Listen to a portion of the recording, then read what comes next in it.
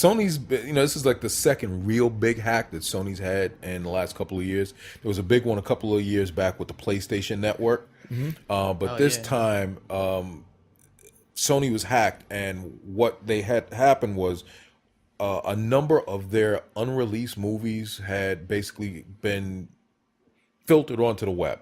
Like Now, five of them, I think. five of them. One was four of them that were previously totally unreleased, and then there's another two or three that are scheduled to be released December 19th. One is Annie, which is the Jamie Foxx one.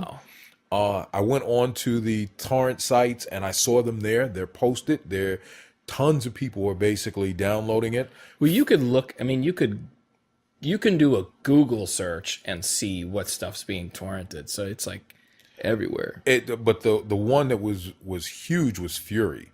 That was the Brad Pitt war movie one. Yeah, yeah.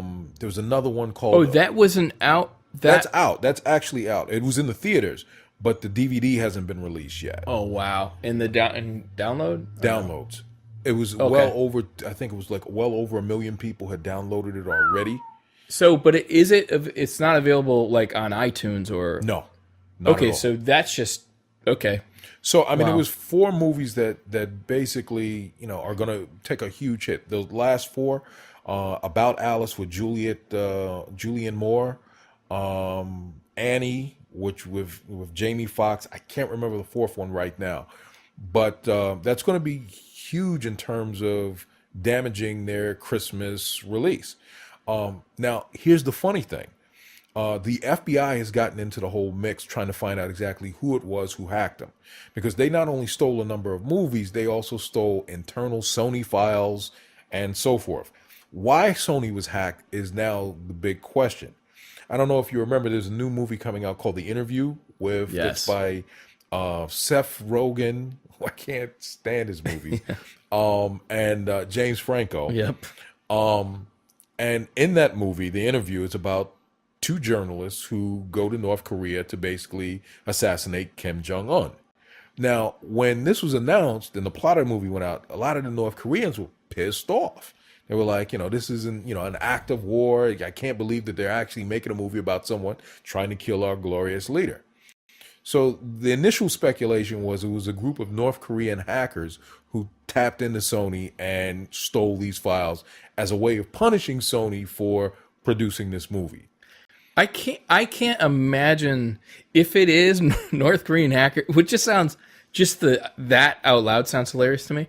That's a movie in itself. It's right a movie, but if it is, it's got to be like military or like whatever rich family elite or something, because the citizens have dirt. You know what I mean? They have nothing. So when I thought of a North Korean hacker, I thought of like some poor guy in a VIC 20 trying to get to the internet. Well, this guy probably had to do it himself. I mean, he had a bunch of people. Vic I want you to do 20. this. You know what I It's mean? like a Commodore 64. Powerful North Korea. Got Okay, his citizen. DOS I want you to DOS hack. handbook fucking. Want you to hack dummies. Sony. I will give you the newest equipment that North Korea has. That is the single Here is a greatest Commodore reference. VIC 20. That is the single greatest old school computer reference I've heard in years. Because I didn't even go with the Commodore 64. I went with the VIC VIC 20. 20. Wow. Well, because they had shown pictures of Kim Jong Un at a missile command center, and the Well, the submarines that they had him on, when they were like 30 years old. yeah, the control panels were like from the 50s or something, Yeah. and and they had photoshopped in hovercrafts, and so when I heard North Korea, I was like, really? Chances are it probably isn't the North Koreans. You're absolutely right. But I thought it was an interesting speculation for them to kind of toss that out there. Yeah. Well, don't you wonder if that story is concocted and maybe the truth is a little more disturbing than that. I mean, it could be. I mean, all I know is that North Korea does have decent, strong ties to China. And China has a team of cyber hackers Yeah. who routinely do, espionage and corporate espionage and stuff. So, it's not too far afield. So at first I thought, sounds relatively reasonable to me until I thought about the VIC-20 thing that you just brought up. I was like, yeah, well, maybe they don't have the. I mean, I guess the government can. They can throw a guy. They can afford a $2,000 laptop. So I mean, someone's got to have some good gear. I guess so. But I was just maybe Dennis Rodman brought it over or something. I get to you. Take down Sony.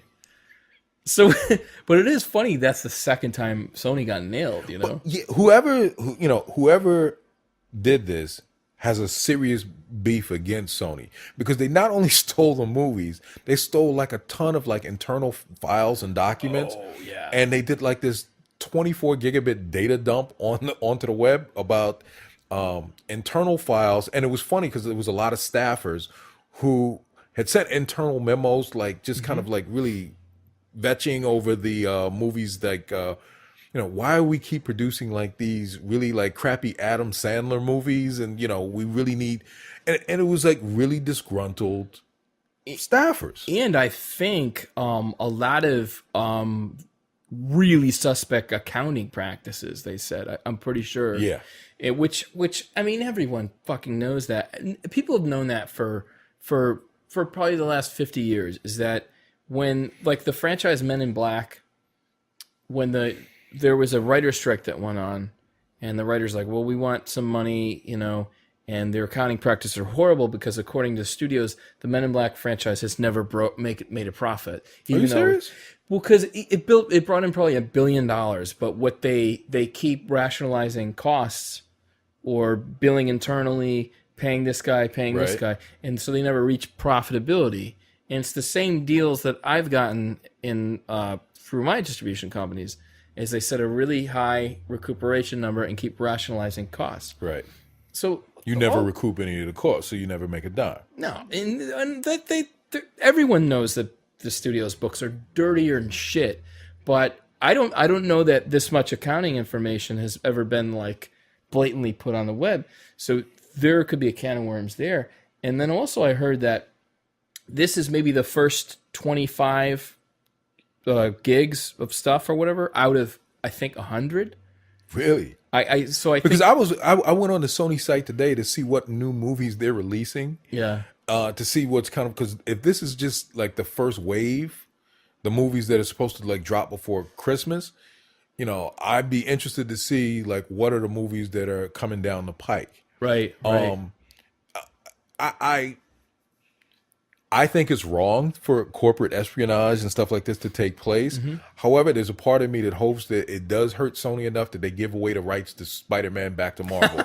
Just so they can do something good with it. Just do something good from this. Right. Anonymous. Get him back into the Avengers. Right. Right. But that's just the nerd in me. But yeah. I mean, this is pretty phenomenal though. But it doesn't make you worry about that kind of hacking because. Like what you don't want to have happen is they lay off 10,000 Sony employees tomorrow. No, absolutely. But to be honest with you, and this kind of goes back to some of the stuff that we were talking about in your documentary that you put together in terms of like the death of physical media, in terms of not only, what role does like piracy play? And I think a lot of the studios and a lot of independent artists need to be prepared because this isn't going to stop. Right. So if your movie leaks onto the web, you have to have other avenues for monetizing it. When you start looking at like a lot of the cool content we're seeing on channels like, like YouTube and Vimeo, these independent artists who have put these things together are able to monetize it just because of the fact that the content's good and they've basically monetized it through ad revenue. Right.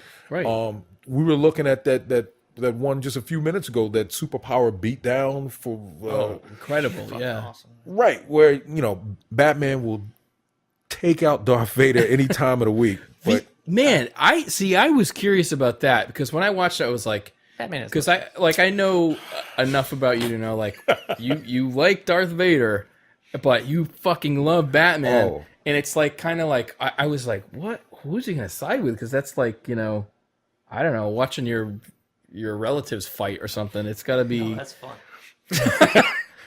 Post Thanksgiving, of course, right? For those of you who don't know, we're talking about the Superpower Beatdown, which is kind of like this series that they run on YouTube, where they kind of pair up these matchings between like different comic book superheroes, anime, whatever, and it's a fan base vote, and based on who the fans vote for, they create this like usually 2 to 3 minute movie with the characters actually fighting, and they fight to the death. And this week it was Batman versus Darth Vader. And the fans voted, and they wanted Vader to win, and he did in decisive manner.